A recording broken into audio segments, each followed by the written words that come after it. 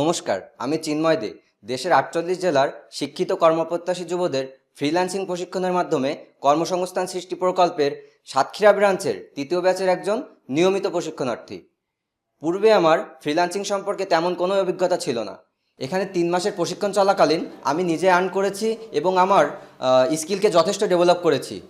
আমি আমার হৃদয়ের অন্তঃস্থল থেকে যুব উন্নয়ন অধিদপ্তর ও লার্নিং অ্যান্ড আর্নিংকে কৃতজ্ঞতা জ্ঞাপন করছি এত সুন্দর একটি প্রকল্পের আয়োজন করার জন্য।